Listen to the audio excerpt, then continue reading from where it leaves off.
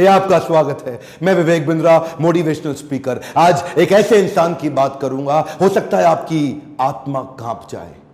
एक बात कहूं, वीडियो पूरा देखिएगा अगर हिम्मत है आप में तो, और कोशिश करिएगा कि अंत में रोए भी ना आप। इनका नाम है छत्रपति संभाजी महाराज। आपने छत्रपति शिवाजी महाराज का वीडियो देखा था। यह उनके ज्येष्ठ पुत्र 1657 में इनका जन्म हुआ। बचपन से आखिरी तक केवल संघर्ष। 2 साल की उम्र में ही इनकी माता का देहांत हो गया। मां जीजाबाई, जो छत्रपति शिवाजी महाराज की मां थी, यानी कि इनकी दादी, उन्होंने इनको पालन पोषण किया। सोचता हूं कहां से शुरू करूं और कहां लेके जाऊं। अद्भुत बालक जिसके बारे में पूरी दुनिया को पता लगना जरूरी है। 13 साल की उम्र तक 13 भाषाएं सीख चुके थे। 13 साल की उम्र तक संस्कृत के विद्वान पंडित सारी रीजनल भाषाएं, भारत की पुर्तगालियों की भाषा, अंग्रेजों की भाषा, मुगलों की भाषा, साउथ इंडियन लैंग्वेज, सारी डेक्कन भाषा, कई शास्त्र लिख डाले। ध्यान दीजिएगा, शास्त्र पढ़ डाले नहीं बोल रहा। 13 साल की उम्र तक 13 भाषा और कई शास्त्र, बुद्ध भूषण और नक्शिका जैसे वो शास्त्र, और कई शास्त्र जहां पे इन्होंने अपने रायगढ़ के किलों की बात करी, गणपति का बहुत सुंदर गुणगान किया। हॉर्स राइडिंग, आर्मरी, तीरंदाजी और बॉडी बिल्डिंग, इन सब में तो इतने पावरफुल थे। एक्चुअली ना, अगर आप ध्यान से देखो तो ये एक रेयर कॉम्बिनेशन है शस्त्र और शास्त्र दोनों के।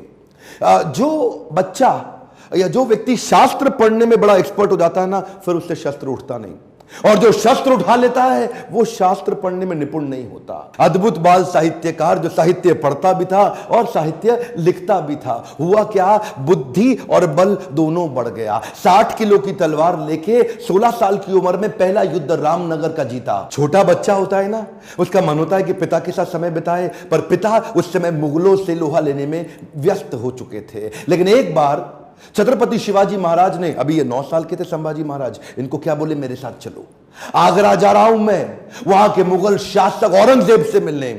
और घोड़े में बिठा के 1250 किलोमीटर, ध्यान दीजिएगा, घोड़े में 1250 किलोमीटर 9 साल का बच्चा पिता के साथ पीछे बैठ करके पहुंच गया आगरा। आगरा में क्या हुआ ये देख के हैरान हो गया। छोटा सा बच्चा, वहां मुगल सल्तनत के राजा उस समय जापना, क्या किया, इनकी पहले तो बेइज्जती करी, उसके बाद इनको कारागृह में बंदी बना लिया। ये बच्चा घबराता नहीं था, ये करेज इतना था कि वहीं बैठ के सोचने लगा, कैसे निकलूं, कैसे पिता को निकालूं, कैसे निकलूं। पहले तो पिता को बाहर निकाला, कुछ दिनों के बाद खुद भी वहां से गायब हो गया, रायगढ़ पहुंच गया। 10 साल की उम्र में इसको महाराज ऑफ आमेर के पास भेज दिया गया कि कैसे पॉलिटिकल अलायंसेस को और समझ सकें। यही 2 इंसिडेंट इसके लिए बहुत हो गए थे कि कैसे ये समझे, और उसके बाद तैयारी करने लगा। हर सफल शासक के पास कोई ना कोई बुद्धिमान सलाहकार जरूर रहता है। चंद्रगुप्त मौर्य के पास चाणक्य पंडित थे, जिन्होंने धनानंद के सारे साम्राज्य को उखाड़ा था। ठीक इसी प्रकार इन्होंने उज्जैन के कवि कलश, उनको अपना सलाहकार, एडवाइजर, फ्रेंड, फिलोसोफर, गाइड बनाया, जो अपनी कविताओं के माध्यम से इनकी विचारधारा को तैयार किया करते थे। इनकी सोचने की क्षमता, इनके बैरियर्स को खत्म करते थे। वो उनके ऐसे महान इंटेलिजेंट एडवाइजर थे जो हमेशा इनके, कवि कलश को हमेशा अपने साथ रखते थे। पिता भी युद्ध लड़ने में बिजी थे, इन्होंने 19 साल की उम्र से पिता के पीछे से अपने रायगढ़ के किले को संभालना शुरू कर दिया। 23 साल की उम्र में 1681 में पिता छत्रपति शिवाजी महाराज, वीर मराठा, उनका देहांत हुआ। इन्होंने 1 मिनट समय नहीं देर गवाया, तुरंत तैयारी करी। तुरंत क्या तैयारी करी, औरंगाबाद में औरंगजेब का सबसे बड़ा किला, और ये सोचने लगे कि हमारे पास आज धन की तो कमी है, और अगर इसके किले को पहली बार में मैं उखाड़ दूं, इनका धन घटेगा, मेरा बढ़ेगा, डबल बेनिफिट। औरंगाबाद की इस बड़ी लूट और बड़ी हार ने औरंगजेब को एकदम हैरान कर दिया। औरंगजेब ने सोचा भी नहीं था कि 23 साल का ही तो बच्चा है ये ऐसा कैसे कर सकता है। और इसने अपने हुसैन अली खान नाम का अपना सबसे बड़ा जनरल, उसको 20,000 हाथी और सैनिकों के साथ, घोड़ों के साथ, पशुओं के साथ भेजा कि इसको खत्म कर। हुसैन अली खान बोला कि 2 दिन में खत्म कराऊंगा, 2 दिन में खत्म। वहां पे मराठा इतने तेज, और इसका जो करेज था ना, इनकी लीडरशिप बड़ी पावरफुल थी। मराठा इकट्ठे हो गए, और हुसैन अली खान को 1 साल लगा, कुछ नहीं कर पाया, कई बार उसको मारा। इसने इसको वापस बुलाया और 1680, 81, 82 कई दफा अटैक कराया। अच्छा, एक भी लड़ाई नहीं। एक बात बताएं आपको, पूरे इतिहास के अंदर शायद छत्रपति संभाजी महाराज ही अकेला ऐसा योद्धा रहा होगा हमारे देश से जिसने 9 साल के अंदर 120 लड़ाइयां लड़ी लेकिन एक भी नहीं हारा। औरंगजेब सोचा पूरा नॉर्थ तो मैं जीत ही चुका हूं, अब तो केवल डेक्कन बाकी रह गया है। डेक्कन समझते ना, जो उस समय का जो दक्षिण था, अहमदनगर से नीचे लेके जो आज का केरला, कर्नाटका, तमिलनाडु, आंध्रा, हैदराबाद, जितना भी आज पूरा देखते हैं महाराष्ट्र मिला के, वो सोचा कि बस ये डेक्कन जीतना बाकी रह गया है। तो वो महाराष्ट्र की तरफ जब बढ़ने लगा तो वहीं औरंगजेब ने एक ट्रीटी साइन करने की कोशिश करी, एक कॉन्ट्रैक्ट साइन करने की कोशिश किया पुर्तगालियों के साथ गोवा में, ताकि समुद्री रास्ते से उनको एक और सपोर्ट मिले, उनके arms and ammunition middle east से आ सके। औरंगजेब बहुत तेज था, बोला सोचा नॉर्थ से भी सपोर्ट लूंगा, पोर्चुगीज लोगों को साथ रखूंगा, साउथ से और निकालूंगा, तीनों चारों दिशाओं से खदेड़ के खत्म कर दूंगा, ये तो छोटा सा बच्चा है। इन्होंने जैसे ही पता चला संभाजी महाराज को, सबसे पहले ये गोवा में घुस गए। गोवा में जाकर के इन्होंने पोर्चुगीज को तो उखाड़ उखाड़ के बहुत फेंक फेंक के मारा और ये वापस आए। उसके बाद फिर लड़ने की तैयारी करी। मेरे हिसाब से छत्रपति संभाजी महाराज की सबसे बड़ी अचीवमेंट्स में एक अचीवमेंट तो यह रही कि उन्होंने 9 साल तक औरंगजेब को मराठाओं के बीच में घुमाता रहा। औरंगजेब एक्चुअली नॉर्थ छोड़ के यहां आ गया और मराठाओं के बीच में इतना घुमाया, 8 लाख की सेना, इनकी 20,000 की सेना। इन्होंने मराठाओं को इधर से मार उधर से मार, इतनी लड़ाइयां लड़ी, एक बार भी औरंगजेब जीत नहीं पाया। अच्छा हुआ ये क्योंकि इनको यहां बिजी रखा ना,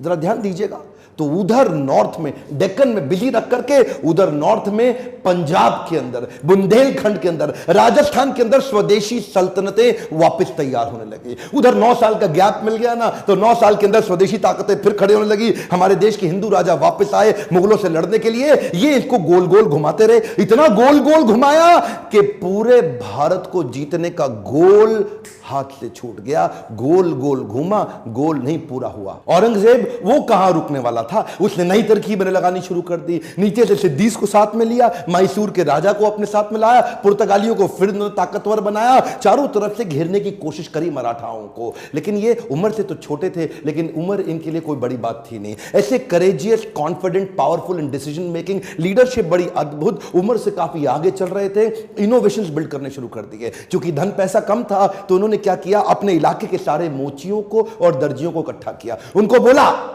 आओ पेड़ से ना रबड़ का कपड़ा बनाओ निकाल करके, और लकड़ी की छालों को निकाल के तीर बनाओ, रबड़ के कपड़े को उसके आगे लपेट दो, एक तरफ तेल लगाओ दूसरी तरफ बारूद लगाओ। रबड़ का कपड़ा जल्दी जलता नहीं है, और तेल जला करके तीर को छोड़ दो, जैसे ही जाके निशाने पर टकराएगा उसका जो गन पाउडर है, बारूद, वो विस्फोट करेगा, भयंकर तबाही मचाएगा। नए नए इनोवेशंस लेके आए। मैं बोल रहा हूं ना, बुद्धि से बहुत तेज थे। औरंगजेब को भी तो मानना पड़ेगा ना। हाँ, हारते थे, मार खाते थे, फिर खड़े हो जाते थे लड़ने को, हारते थे, मार खाते थे, फिर खड़े हो जाते थे, और अकेले नहीं लड़ते थे, लोगों को साथ में लेके मराठाओं को घेरने में। ये चिक्कादेव राय नाम का एक राजा था जो इनके साथ पूरी तरह मिल चुका था। इसने क्या किया, छत्रपति संभाजी महाराज ये सबको बोल दिए, एक ने भी अगर औरंगजेब के धर्म परिवर्तन के मिशन में मदद करी, उखाड़ के सारी नस्लें खत्म कर दूंगा, बर्बाद कर दूंगा। मराठा हूं मैं, अपने देश के लिए काम करता हूं। और वो चिक्कादेव राय के बाद पुर्तगालियों को और सिद्धियों सबको खत्म करते चले गए।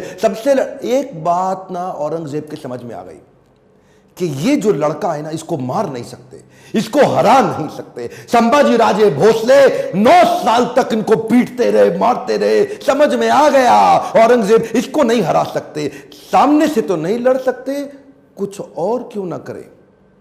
और वहीं इनके जो साले साहब थे ना, जो इनकी पत्नी के भाई, संभाजी राजे भोसले की पत्नी के भाई, वो उनको इन्होंने वेतनदारी देने से मना किया, इसकी खबर लग गई। तो वही 1689 का समय गनोजी शिर्के ने इनको ये एक ना किसी गुप्त मीटिंग के लिए अपने पार्टनर जो उनके कवि कलश, उनके साथ कहीं गए थे संगमेश्वर में।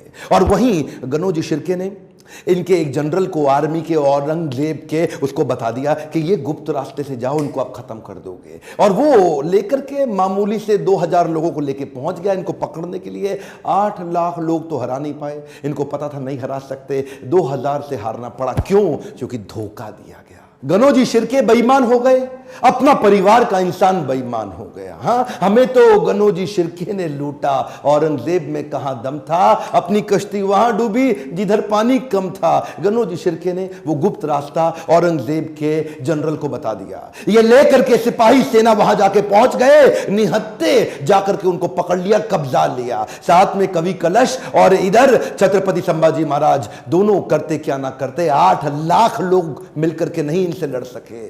चोरी से इनको जाके पकड़ लिया। औरंगजेब अंदर तक खुन्नस खाया हुआ था संभाजी महाराज से। कवि कलश संभाजी महाराज को लेके ऊंट से उल्टा टांग दिया, उल्टा टांग के पूरे शहर में घुमाया, बहुत मारा पीटा, लोगों को बोला इन पे मूत्र त्यागो, इनको मारो, पत्थर फेंको। उसके बाद बुला के बोला 3 प्रश्न, मराठा किंगडम मेरे हवाले कर दो, ट्रिब्यूटरी प्रिंस बना दूंगा, जो सोना गहना छुपाया चोरी किया है मुझको वापस कर दो, और किसने तुम्हारी मदद करी उसका नाम बताओ, तीसरा अपना धर्म परिवर्तन कर लो। ये 3 काम कर लो, आज ही जीवित बचोगे और मेरे साथ रहोगे, ताकतवर बना दूंगा तुमको। संभाजी महाराज और कवि कलश की आंखों में इतना सा भी डर नहीं था। उसको बोले कि मैं मराठाओं की जमीन तुम्हारे नाम नहीं करूंगा, अपने धर्म का बलिदान नहीं करूंगा, 1000 बार मारो, अगली बार फिर जन्म लूंगा, अपने ही धर्म में लूंगा। रुका नहीं औरंगजेब। इन दोनों ने अन्न जल का त्याग कर दिया और शरीर को लेकर सुन्न हो गए। वो उनके नाखून उखाड़ते चले गए, आंखों में मिर्चियां डालते चले गए। उसके बाद जलती सलाखें लेके आंखों में डालते वक्त फिर पूछा, उसको भी डाल दिया। ये बोले नहीं कुछ भी, ये शांत खड़े रहे। पीड़ा बहुत हुई लेकिन ये नहीं बोले हमको छोड़ दो, माफ कर दो। उंगलियां काटनी शुरू करी, पांव की काटी, पांव काटे, हाथ काट दिए, बालों को उखाड़ दिया, वो हाल किया। उसके बाद धीरे धीरे खाल उतारने लगे। हर बार पूछते थे 3 प्रश्न, अपना धन दे दो, जमीन दे दो और धर्म परिवर्तन कर लो। ये सुन्न खड़े रहे वहां पे। ये दर्दनाक सिलसिला 40 दिन तक चलता रहा। औरंगजेब रोज शाम को आके उनसे पूछता था, बता दो बता दो, और आखिरी में बोला कि मैं तुम्हारे आगे हार मान गया, मेरी 4 संतानें, अगर मेरा एक भी बेटा तेरे जैसा होता ना संभाजी महाराज, पूरे देश को मुगल सल्तनत बना देता, इस देश को, भारतवर्ष को मुगल सल्तनत बना देता। तेरे आगे मैं हार मान गया। काट डालो उसका शरीर, काट डालो उसका शरीर। टुकड़े टुकड़े कर दिए उनके, वाघ नख लेके छोटे छोटे टुकड़े करके उनको बोला नदी के पास फेंक दो। समस्त मुगल राजाओं में औरंगजेब एक अमानवीय, इनह्यूमन राजा था।